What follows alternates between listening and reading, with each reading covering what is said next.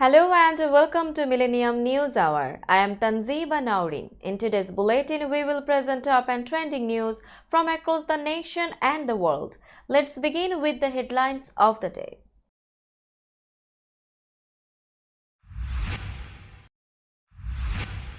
Biden-Sunak vow to stick together on Ukraine, deepen cooperation on clean energy transition, AI.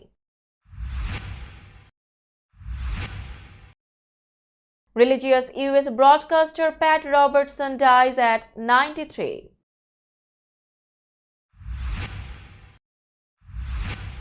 Air quality alerts extend for third day as smoke from Canadian wildfires pushes south. Biden condemns wave of state legislation restricting LGBTQ+ rights, says these are our kids.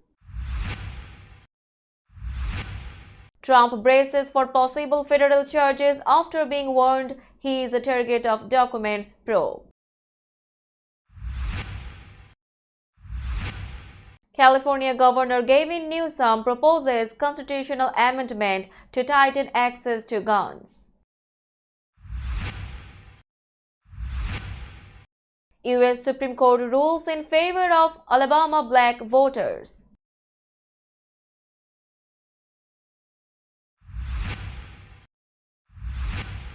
Senate confirms highest-ranking Muslim in government after earlier GOP blockade.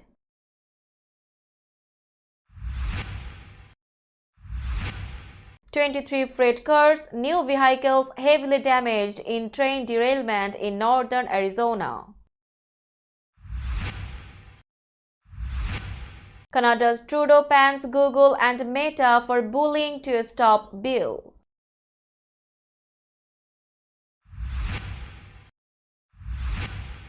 As Blinken visits top Saudi diplomat, says kingdom seeks U.S. nuclear aid, but others also bidding. Russia shells Ukrainian city inundated by dam collapse after Zelensky visit.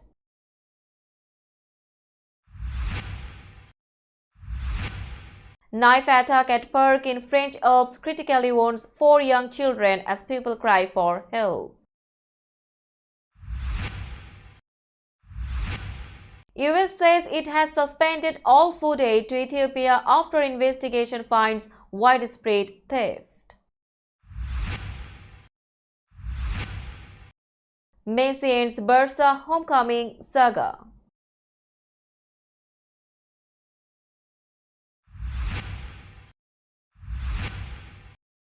And Mukova stuns Sabalenka to move into French Open final.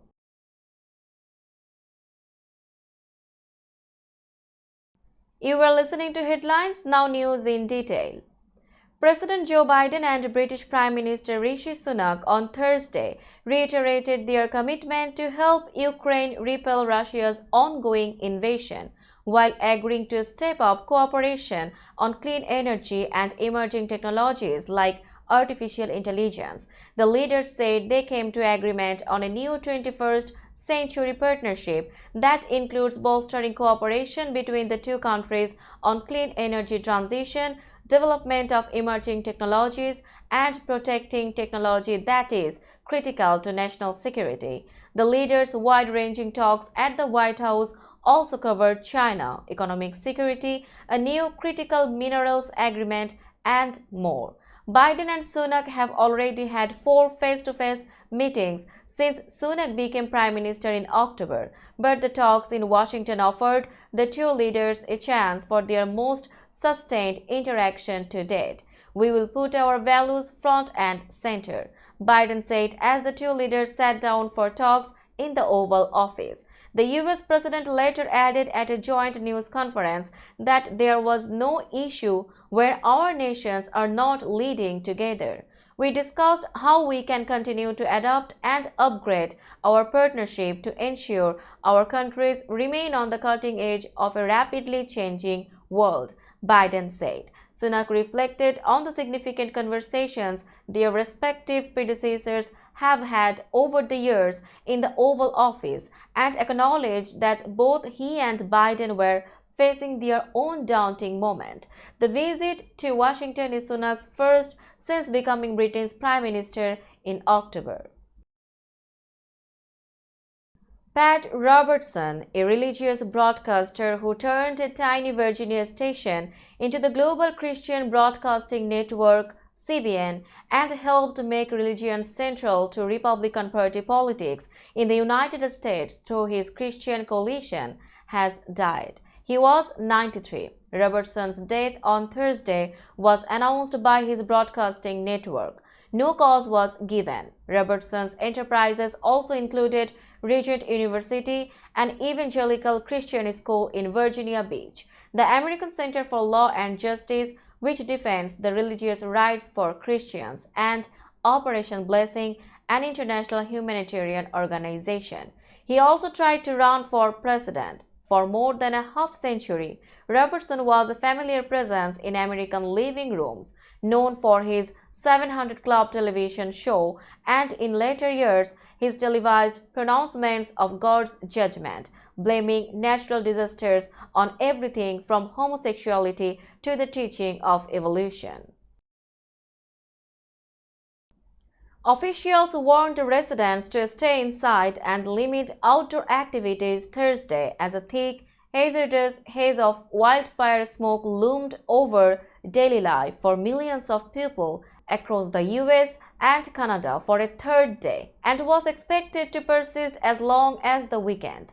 In a Canadian fire season that is just getting started but could well become the worst on record, more than 400 blazes, over a third of them in Quebec, burned Thursday. The smoke billowing from the fire sent plumes of fine particulate matter as far away as North Carolina and northern Europe, the weather system driving the Great Canadian-American Smokeout. A low-pressure system over Maine and Nova Scotia extended code red air quality alerts in some places as forecast showed winds continuing to push smoke-filled air south.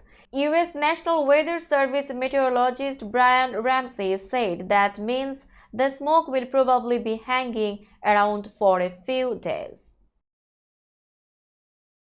President Joe Biden on Thursday condemned a wave of cruel and careless state legislation curbing the rights, visibility, and healthcare access for LGBTQ+ people, while causing the community to feel under attack for being who they are. These are our kids. These are our neighbors. It's cruel and it's careless, Biden said at a White House news conference with British Prime Minister Rishi Sunak.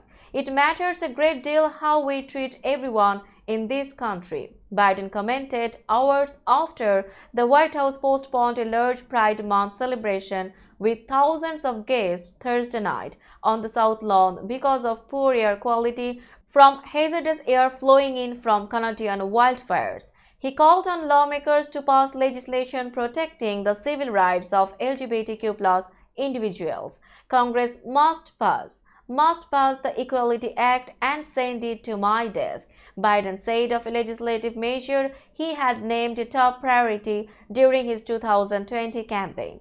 The president then spoke directly to LGBTQ+ Americans, especially children.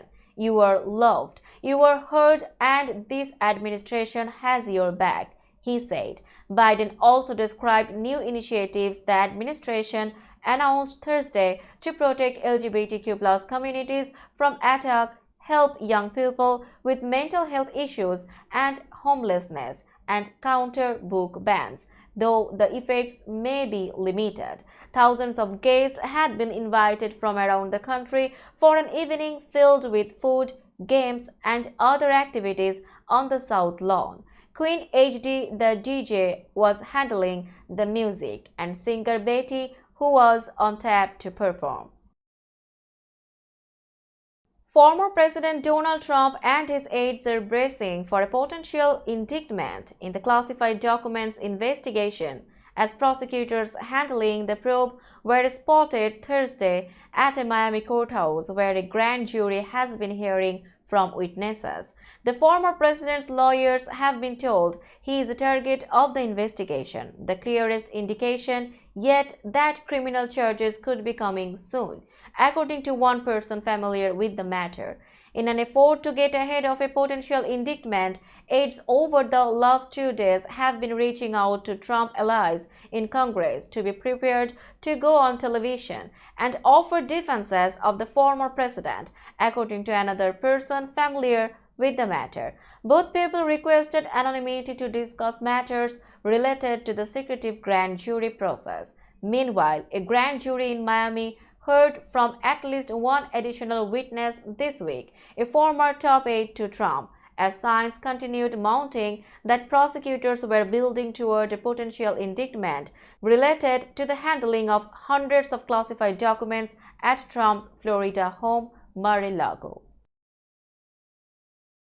California Governor Gavin Newsom announced Thursday he is proposing an amendment to the United States Constitution that would enshrine into law gun regulations, including universal background checks and raising the minimum age to buy a firearm to 21. His latest foray into national politics.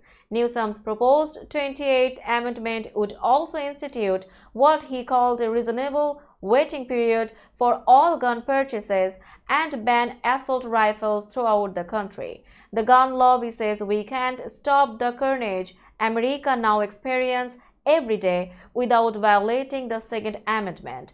That thoughts and prayers are the best we can do. That's a lie, Newsom said in a statement. In this country, we do have the power to change things. That power is written into the Constitution, and today we are using it to end America's gun violence crisis.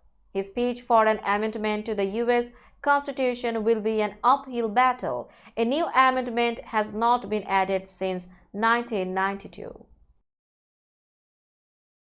The conservative-dominated United States Supreme Court, in a surprise ruling, has sided with black voters who alleged a Republican-drawn districting map in the state of Alabama was discriminatory. In a 5-4 ruling, the court said that the congressional map, which had only one majority black congressional district out of 7 in a state where more than 1 in 4 residents is black, likely violated the landmark Civil Rights Era Voting Rights Act. The case was closely watched due to its potential to further weaken the Voting Rights Act, which was passed in 1965 and sought to prevent Jim Crow-era racial discrimination in U.S. voting. Several Supreme Court rulings in recent years have chipped away at the legislation, most notably a 2013 decision that blocked a provision of the law that required states with a history of discriminatory voting practices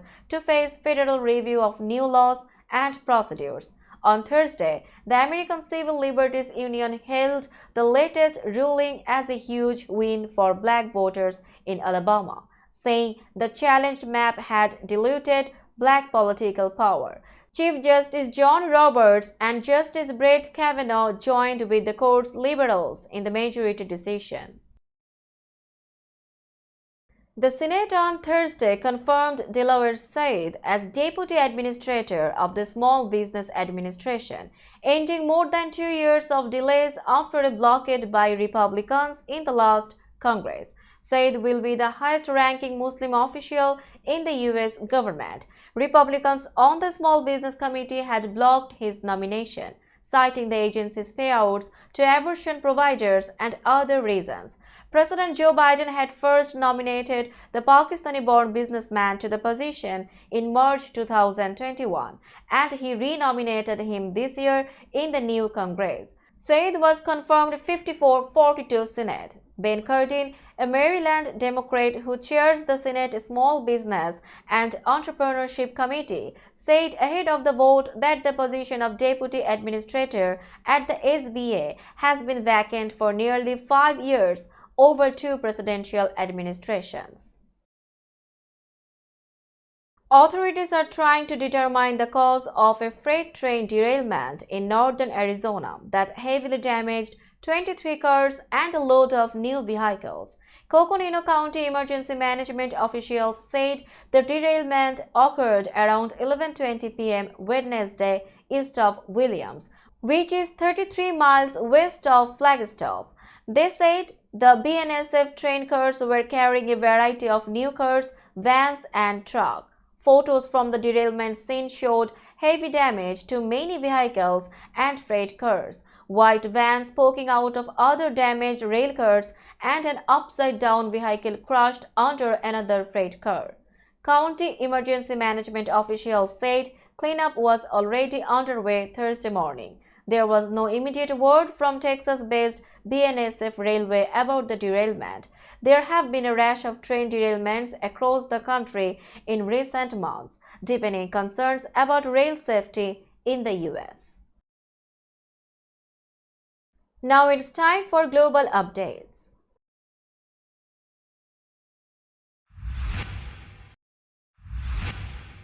The technology companies Alphabet and Meta are using bullying tactics against a Canadian push aimed at ensuring financial support for news publishers, Prime Minister Justin Trudeau said on Wednesday. The proposed legislation is designed to compel internet giants like the Alphabet-owned Google and Meta's Facebook to negotiate commercial deals with news outlets and pay publishers for their content. The United States-based technology companies say proposals in the bill, dubbed the Online News Act, are unsustainable for their businesses. Google and Facebook have run tests this year to limit some users from viewing or sharing news content in Canada as a potential response if the legislation is passed into law in its current form. The fact that these internet giants would rather cut off Canadians' access to local news than pay their fair share is a real problem, and now they are resorting to bullying tactics to try and get their way, Trudeau told reporters in Ottawa. It's not going to work. The bill, introduced in April 2022, is similar to a groundbreaking law passed in Australia in 2021. Saudi Arabia's foreign minister said after meeting with the visiting U.S. Secretary of State on Thursday that while the kingdom would welcome U.S. aid in building its civilian nuclear program, there are others that are bidding. Foreign Minister Prince Faisal bin Farhan was responding to a question about recent news reports that Saudi Arabia is asking for U.S. aid in building its own nuclear program in exchange for establishing diplomatic relations with Israel. It's no secret that we are developing our domestic civilian nuclear program, and we would very much prefer to be able to have the US as one of the bidders, he said.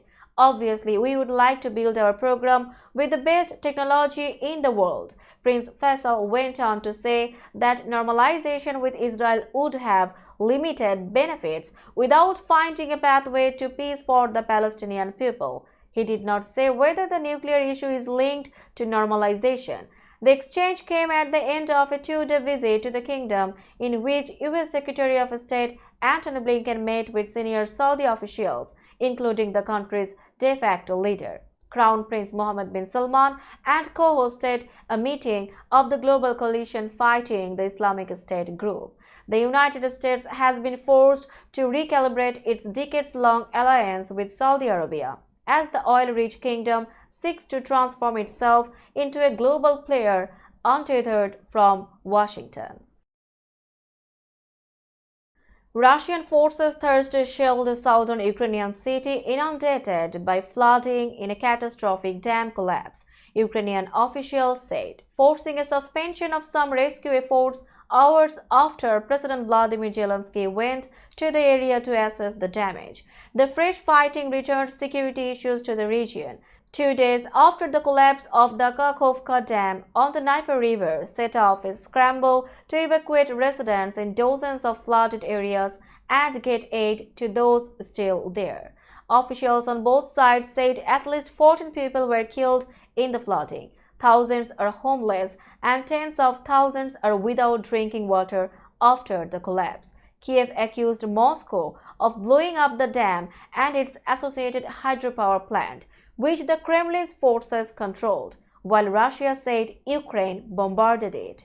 The ensuing flooding has ruined crops, displaced landmines, wrought widespread environmental damage, and set the stage for long-term electricity shortages. Exclusive drone footage captured by the Associated Press showed the ruined dam falling into the river and hundreds of submerged homes, greenhouses, and even a church.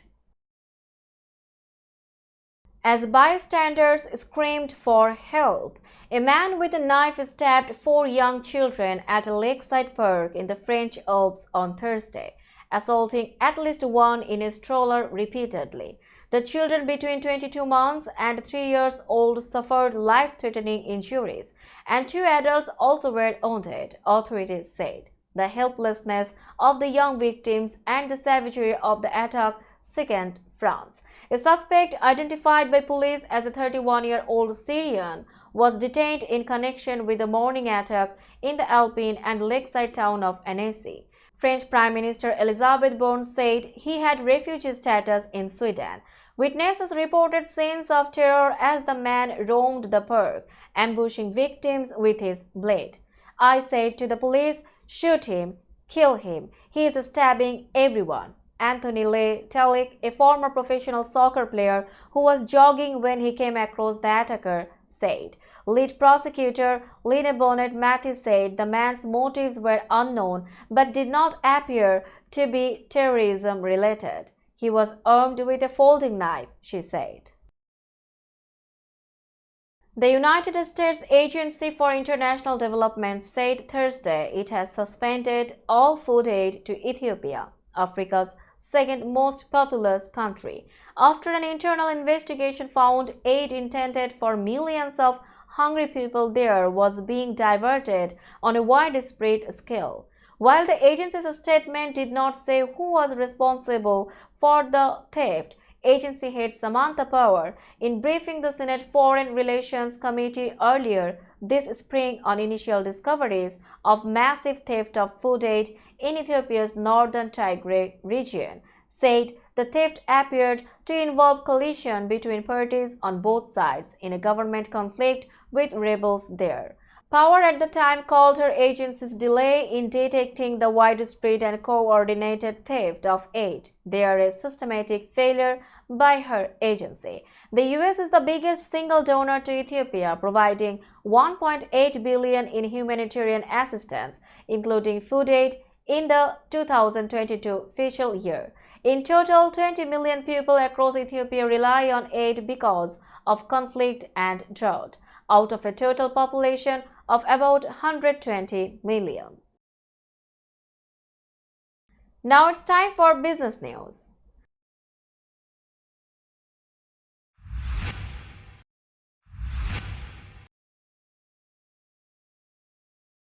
Today's New York stock close price is 15,502.64. The NYSE Composite is increased by 33.01 points or 0.21%.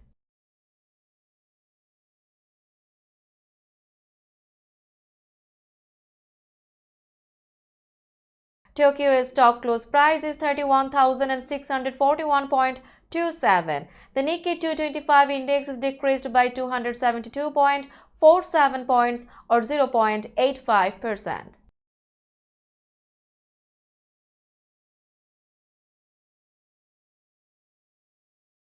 Shanghai stock close price is 3,213.59. The Shanghai index is increased by 15.83 points or 0.49%.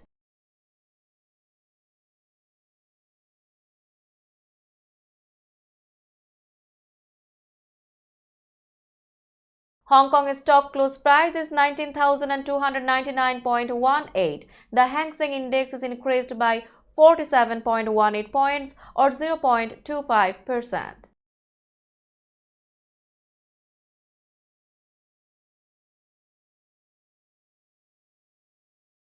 Bombay stock close price is 62,848.64. The Sensex index is decreased by 294.32 points or 0.47%.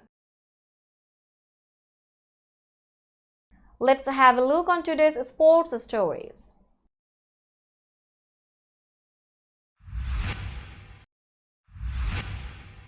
Lionel Messi on Wednesday put an end to speculation about a romanticized Barcelona return after he announced his intention to join Major League Soccer side Inter Miami as a free agent. The 35-year-old was also linked with the blockbuster move to Saudi Pro League side Al Hilal, who had reportedly set up a historic deal for the 2022 World Cup winner that would make him the highest-paid athlete in the world, with annual wages reportedly close to $500 million.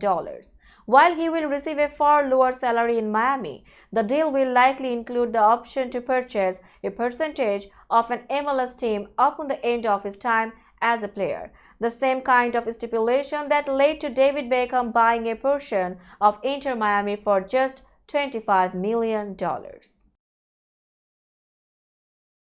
As it is, Karolina Muchova was the unseeded, unexpected participant in the French Open semifinals. And then, dealing with cramping legs nearly 3 hours into the match, she was just 1 point from losing to number 2 Aryna Sabalenka, who entered Thursday with a 12-0 Grand Slam record in 2023, including an Australian Open title. Muchova somehow worked her way out of that difficult situation, grabbing the last 5 games against an error-prone Sabalenka for a 7-6, 6-7, 7-5 victory at Roland Garros to reach her first major final at the last place she expected. A roller coaster, Muchova said. In Saturday's title match, she will meet number 1 Iga Swiatek, the defending champion, who got past number 14 Beatriz Haddad-Maia 6-2, 7-6 on Thursday night. Swiatek is seeking a third title in Paris and fourth major championship in all, and her win in the semifinals assured the 22-year-old from Poland of remaining atop the WTA rankings. Let's have a look on today's weather forecast.